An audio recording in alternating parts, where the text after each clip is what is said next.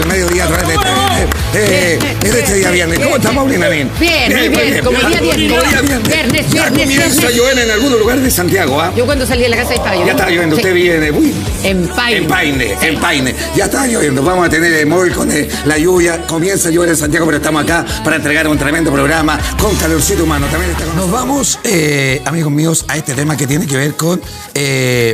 a 42 años del vidente de Peña Blanca. ¿Se acuerdan de Miguel Ángel? ¿Qué fue? ¿Se acuerdan, Paulina, de Miguel Ángel?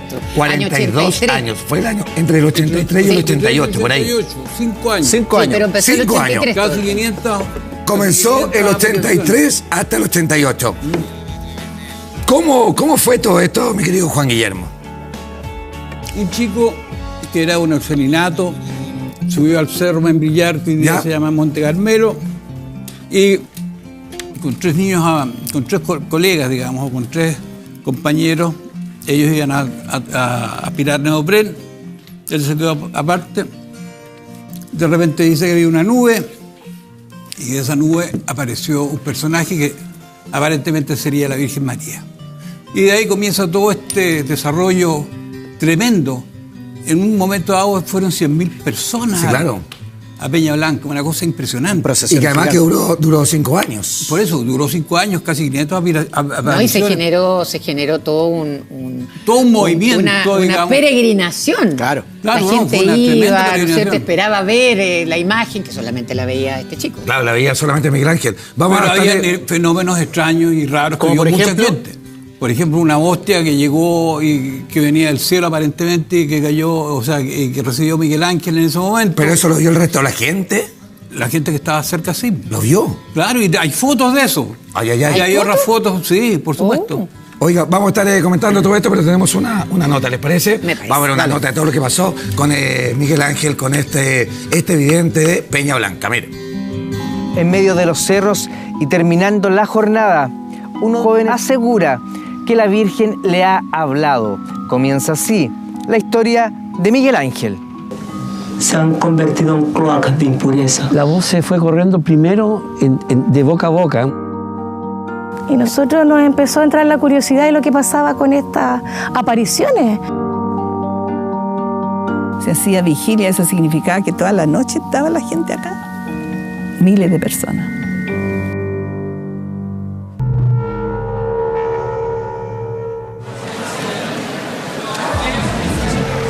Andaba un rumor de que se había aparecido la Virgen con un joven del hogar en esos años. Y empezamos a venir nosotros a curiosear, la verdad. Dentro de la población vivía la familia Salas, que era la familia que lo acogió, porque este era un niño, recordemos que era un niño de 17 años que no tenía hogar, vivía en un hogar donde, bueno, ahora sabemos cuál es la realidad del tema del cename, en ese tiempo era algo muy parecido, entonces él vivía prácticamente en la calle. En el otoño de 1983, la apacible localidad de Villa Alemana se revoluciona. En sus cerros del sector de Peña Blanca, un joven de 17 años, vulnerable, asegura que la Virgen María habla a través de él. Cuando se reportan apariciones o supuestas apariciones, la iglesia es muy cautelosa, espera un tiempo para ver cómo termina eso, cómo sigue eso. De las miles de apariciones que se han reportado, la iglesia solo a lo largo de la historia ha decretado como válidas 14. Santa María, Madre de Dios, Madre nuestra. Que se subía antiguamente por ese cerro que se ve atrás. Y era una romería, parecían hormiguitas en el cerro, lleno, mucha gente. No hay caminos, solo senderos. Sin embargo, para hombres, mujeres y niños de cualquier edad y condición social, prevalece el entusiasmo. Venían furgones con curas, con monjas, que dejaban abajo estacionados y subían ellos igual. Hasta yo alojé gente en mi casa que venía de Argentina, de Perú. Impresionante la cantidad de peregrinos que ha llegado esta mañana hasta Villa Alemana para ver la supuesta última aparición de la Virgen María. No podemos calcular la cantidad de buses y automóviles que han llegado desde todos los rincones del país. Incluso hay peregrinos que han venido de Argentina, Bolivia, Perú y Colombia. Habían, por decir algo, 4.000, 5.000, inclusive dicen que hay una estadística, había más de 50.000 personas. Entonces, acercarse era difícil. Miguel Ángel, aún en trance, Dice que la Virgen pide oración y paz. Anuncia que muchos enfermos sanarán y que está próxima a la conversión de los rusos. Yo no sé si esa energía era de la gente, pero la fe era sí indudable. Yo eso se lo puedo dar certificado porque así como se veía aquí, yo lo viví en mi casa. Yo recibí gente de Argentina, de acá del sur, de Perú, y no era una o dos personas, venían muchas personas que me llamaban, vamos tanto para allá. Se calcula que en todo este tiempo más de 3 millones de personas han visitado el santuario que se instaló en el Monte Carmelo. Allí donde se dice que la Virgen se ha aparecido unas 400 veces. Porque de verdad que esto era una catarsis. Uno llegaba aquí y te transformabas, era todo el mundo, era como un mundo de amor.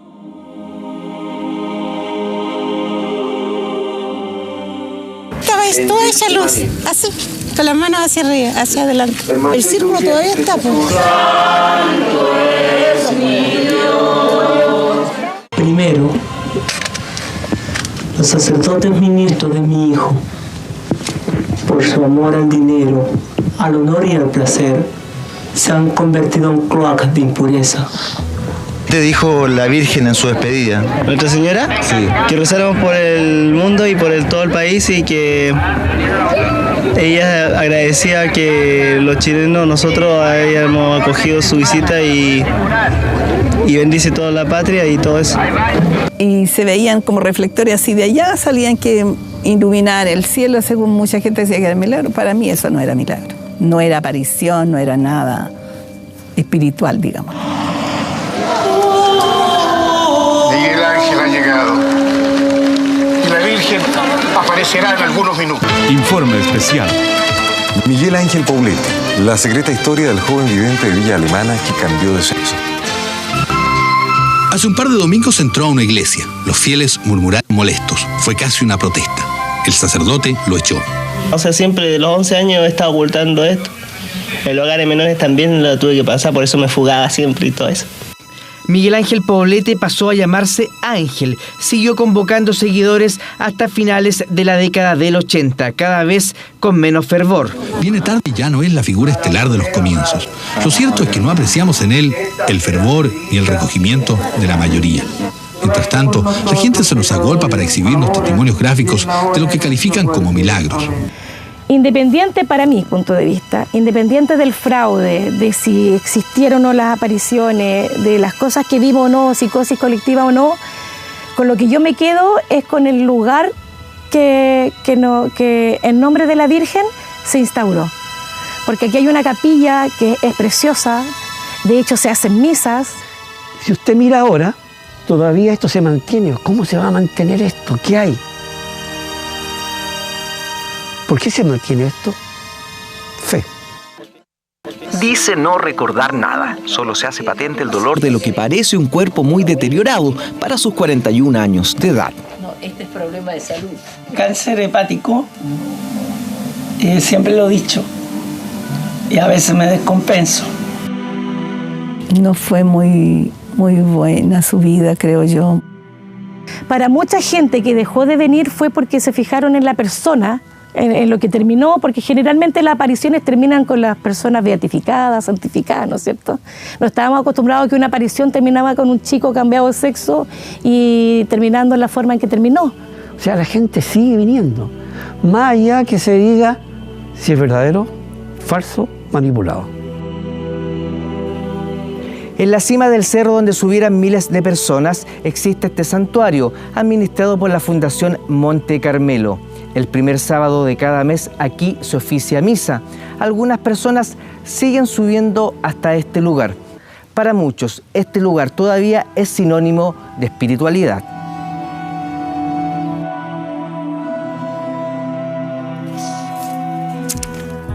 Bueno, ahí tenemos esta nota del vidente Peña Blanca de Miguel Ángel. Se cumplen 42 años, por eso queremos hablar acá en el mediodía de todo lo que pasó en esos 5 años, mi querido Juan Guillermo.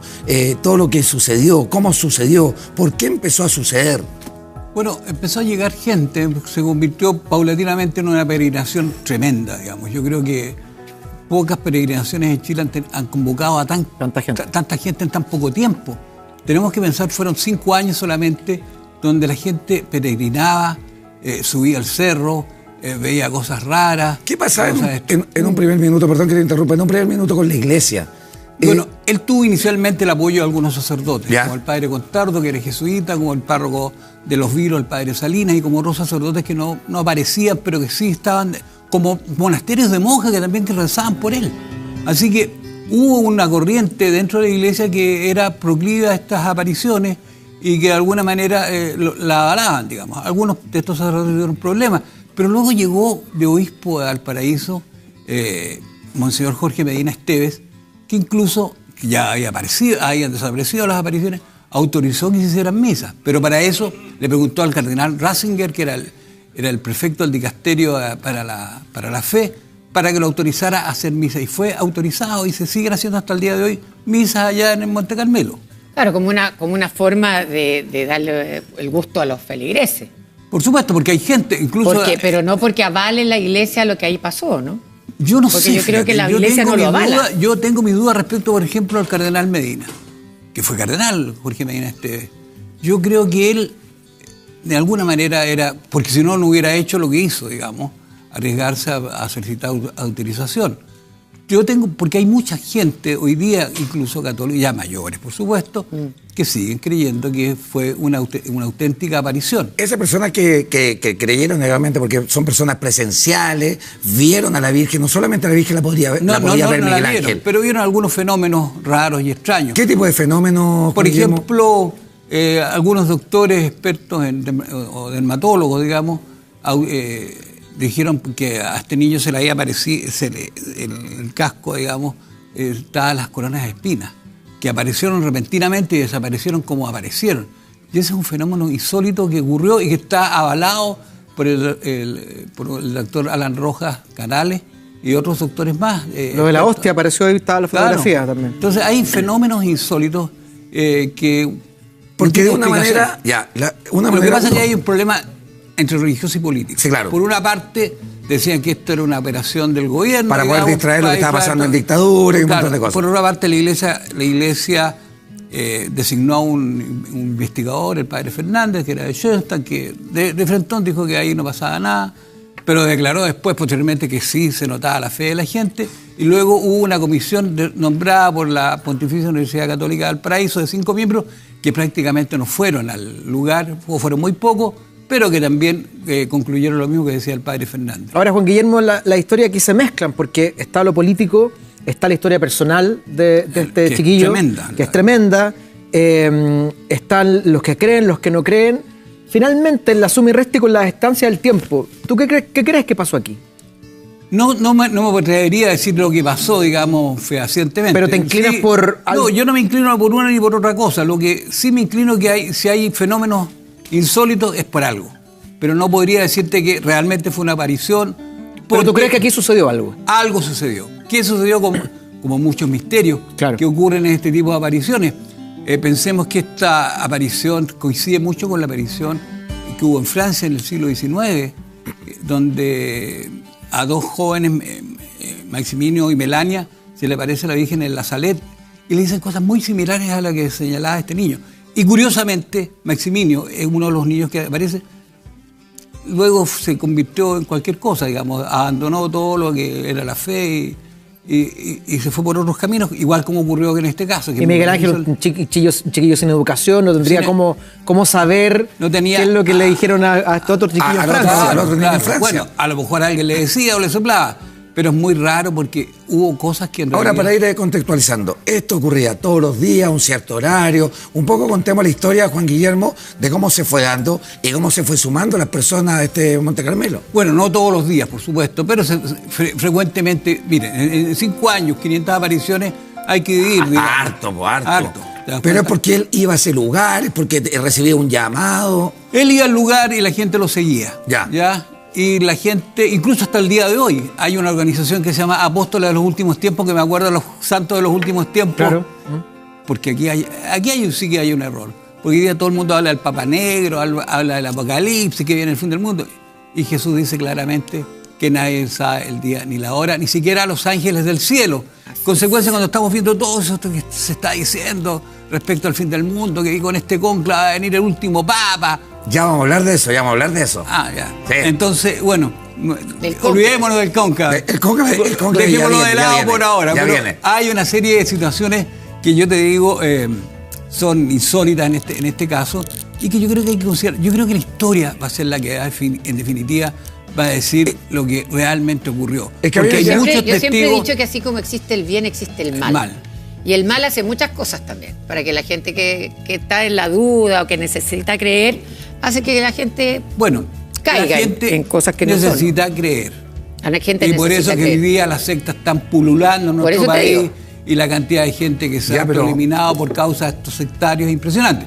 Aquí no sé de nadie que se haya matado por el mensaje que habría dicho este. Ya, pero uno podría decir, no sé, en términos de Miguel Ángel, no sé, no tendrá comunicación con la Virgen, se le aparecerá, no se le aparecerá, pero lo que me parece curioso es que alrededor empiezan a ocurrir hechos. Lo de la hostia, que está fotografiado. Las fotografías de la Virgen. Las nubes.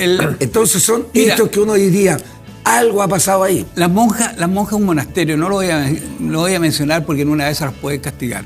Me decían, nosotros vimos la danza del sol desde aquí de Santiago. ¿Ya? ¿Pero qué? La danza del sol, porque también en Peña Blanca hubo una danza del sol similar a lo que ocurrió en Portugal con los niños de Fátima. ¿Ya? ¿Pero a qué es lo que le llaman la danza del sol? El sol se movía en forma vertiginosa.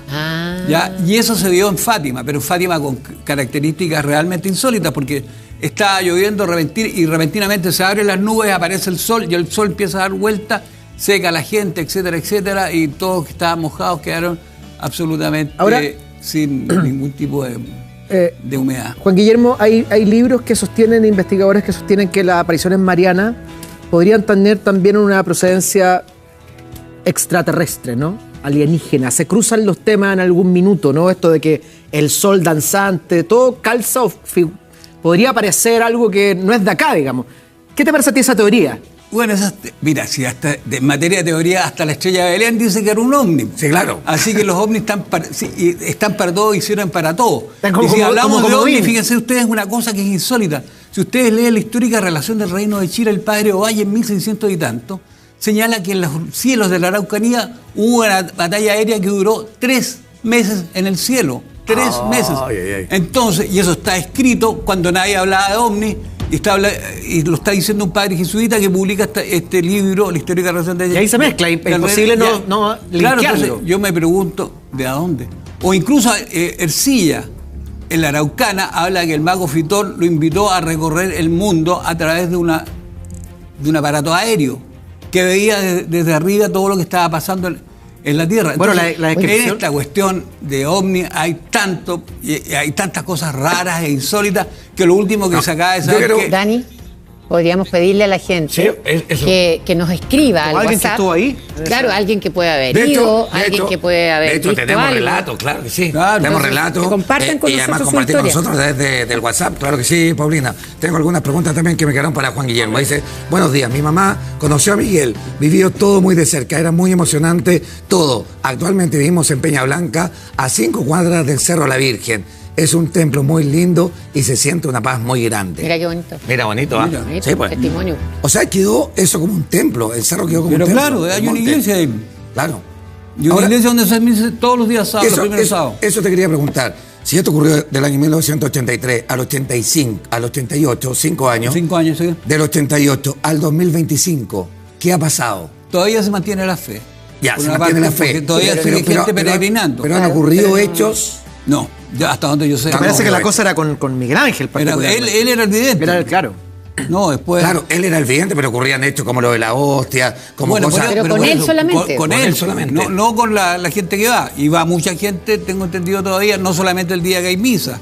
Bueno, que por lo que pasa en Fátima y en todos los lugares donde ha habido... Bueno, pero Fátima está con la iglesia, es distinto. Me refiero que en el lugar donde sucede esto, se supone que sucede, quedan marcados para siempre. Exactamente. Y hay muchos pero por lugares. Ejemplo en Lourdes o en Fátima siguen existiendo muestras de que hay gente que se mejora, hay gente que le cambia la vida. En Lourdes, no sé. Acá no sabemos. Por eso le pedimos a la gente que si en Lourdes hay miles de milagros, pero solamente están autorizados curiosamente 78 como auténticos. El resto, la gente se ha salvado, pero se ha mejorado, pero no tienen el reconocimiento como un milagro auténtico. Lo curioso es que la iglesia, de alguna manera, al principio lo permitió, dijo que sí, permitió hacer misa en el lugar, y después la iglesia se retiró. Todavía se hacen misa. Sí, claro, pero la iglesia no lo validó como aparición. No la he validado nunca como aparición, nunca. Okay. Pero, como te digo, hay sacerdotes que me han jurado y rejurado que sí, eventualmente ocurrió algo ahí. ¿Tú has tenido conversación con esos sacerdotes? Sí, claro. Y ellos me han dicho eso. Hace mucho tiempo, cuando estaba todo digamos, era un fervor popular impresionante. Ahora no sé si conveniencia es la palabra, pero a la iglesia le conviene este tipo de apariciones, un poco para solventar la fe, para fomentar la fe, para atraer nuevos seguidores. Yo creo que no, fíjate, ¿sabes por qué? Yo les voy a contar cerquita de ahí ocurrió otro fenómeno insólito en el pueblo de Orcón, en el balneario Orcón, donde una imagen lloraba, ¿ya? Y primero lloraba, esto lo reporté yo en el diario Las Últimas Noticias hace muchos años atrás, primero lloraba lágrimas, ¿ya? Fui para allá, hice el reportaje, dije, no vi ni una lágrima, porque la verdad no vimos. Cuando revelaron las diapositivas, que en aquella época trabajábamos nosotros con diapositivas en el diario, aparecen las lágrimas. En la fotografía. Entonces mi crónica dice una cosa y la fotografía dicen otra. Entonces, ¿para qué les cuento el revuelo que hubo? ¿Y cómo explicarías eso? De que en las fotos, en una diapositiva aparecía la lágrima. Yo no tengo explicación, porque nosotros no vimos nada. Iba un chofer, iba el gráfico. Y no viste nada. Y en ese momento la gente decía, bueno, en realidad no llora. Pero cuando revelaron la foto, y eso está en las últimas noticias, aparecen los chorros de lágrimas. ¿Ya? Segundo, 2 o 3 meses después, nuevo llamado, oye, ahora está llorando sangre. Entonces el director de tele me dice, anda. No, le dije, no, voy a ir con la vergüenza que pasé, que no vi lo que aparecía. Digo que no, y aparece la foto. Y aparecía la foto.